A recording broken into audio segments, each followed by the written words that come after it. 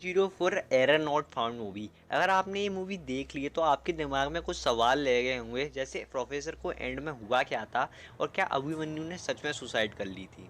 तो आज की इस वीडियो में मैं आपके सारे सवालों को कवर करूंगा और आपको बताऊंगा कि इसकी एंडिंग में क्या हुआ था। लेकिन उससे पहले आप मेरे चैनल को सब्सक्राइब कर लो, क्योंकि 99% लोग मेरे चैनल को सब्सक्राइब ही नहीं करते हैं। तो चलो वीडियो को स्टार्ट करते हैं।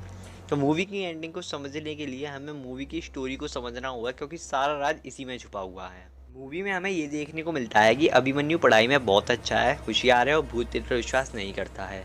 पूरे कॉलेज में ये अफवाह फैली हुई है कि 404 रूम में गौरव नाम के लड़के की आत्मा रहती है, लेकिन अभिमन्यु इस सब पर विश्वास नहीं करता है और इसे रॉन्ग प्रूफ करने के लिए 404 रूम में रहने लगता है।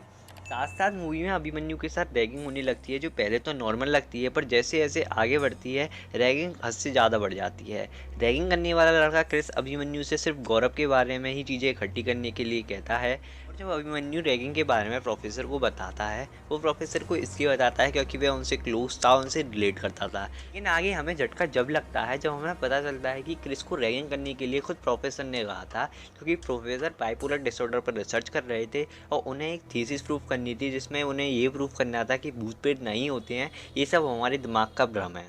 अगर हम एक ही चीज़ को बार बार सोचने लगते हैं तो हमारे दिमाग में वो चीज़ इस तरह से बैठ जाती है कि अगर वो एग्जिस्ट नहीं भी करती है तब भी हमारा दिमाग उस चीज़ को रियल मानता है, ताकि वह कंफर्टेबल रह सके।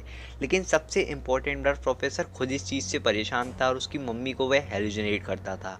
अगर प्रोफेसर इस थीसिस को प्रूफ कर लेता तो वो खुद को तो ठीक कर ही लेता, साथ में उसको सक्सेस भी मिलती।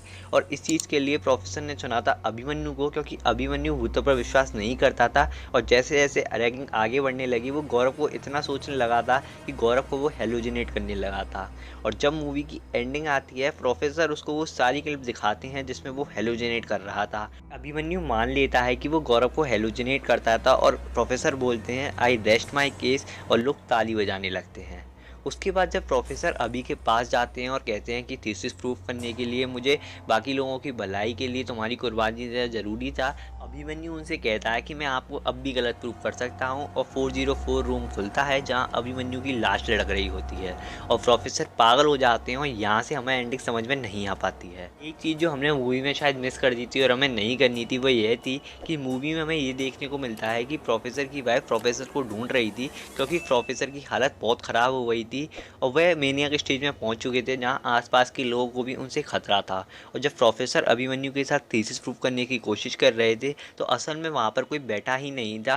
प्रोफेसर को लग रहा था कि लोग ताली बजा रहे हैं, जिस पर प्रोफेसर की वाइफ उसे देखकर रो रही थी, क्योंकि प्रोफेसर की हालत बहुत ख़राब हो गई थी। इस मूवी की एंडिंग के 3 थ्योरीज हैं, जिन्हें एक एक करके मैं आपको डिस्कस करूंगा।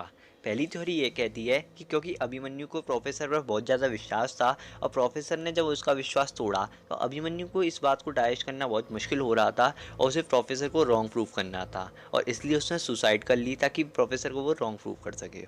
जैसे अभिमन्यु गौरव को हेलुसिनेट इसलिए करता था क्योंकि अभिमन्यु उसके बारे में हर वक्त सोचता था, ठीक वैसे ही प्रोफेसर अभिमन्यु के बारे में हर वक्त सोचने लगे थे।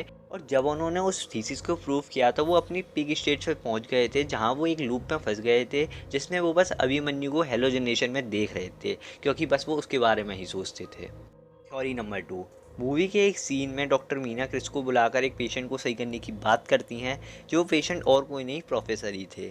और जब ये बात क्रिस ने अभिमन्यु को बताई होगी तो अभिमन्यु हेल्प करने के लिए रेडी हो गया होगा, और जब अभिमन्यु ने देखा कि वहाँ प्रोफेसर ऑडियंस तक को हेलुसिनेट कर रहे थे, अभिमन्यु को बहुत ही अजीब लगा होगा और अभिमन्यु, क्रिस और प्रोफेसर मीना ने मिलकर अभिमन्यु की जो मौत थी उसको फेक तरीके से दिखाया होगा ताकि प्रोफेसर ठीक हो सकें, पर प्रोफेसर की हालत और ख़राब हो जाती है। थ्योरी नंबर 3, गौरव की स्पिरिट एग्जिस्ट करती थी। एक सीन में 404 रूम की लाइट अपने आप ऑन हो जाती है, जिससे लगता है कि गौरव से अभी बात कर रहा था। और जब ये एक्सपेरिमेंट पूरा हुआ तो अभिमन्यु को प्रोफेसर पर जो विश्वास था वो टूट चुका था और अभिमन्यु ने सुसाइड कर ली थी और भूत बनकर प्रोफेसर से बात कर ली थी। इसमें एक चीज़ और हो सकती है, जब वह लाइट ओपन होती है तो हमें ये देखने को मिलता है उससे पहले एक हेल्पर वहाँ की लाइट को सही कर रहा था और डीन को बता रहा था कि लाइट में कुछ प्रॉब्लम है, यानी कि कुछ शॉर्ट सर्किट जैसा हो गया है। तो शायद इस वजह से लाइट ओपन हो गई होगी, और अगर ऐसा होता है तो थीसिस 1 प्रूफ हो जाती है। वो 3 थ्योरी थी जो मैंने आपको बताई हैं, जो इस मूवी की एंडिंग से बन सकती थी, जिसमें थ्योरी नंबर 1 और 3 होने के चांसेस सबसे ज़्यादा लगते हैं।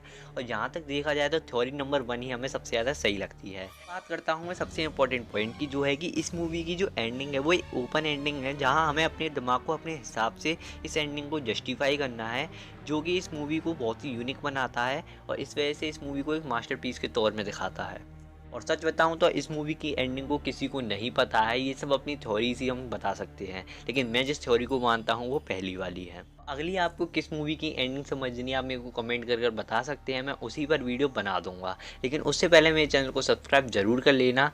मिलूंगा मैं आपसे नेक्स्ट वीडियो में, तब तक के लिए टाटा बाय बाय।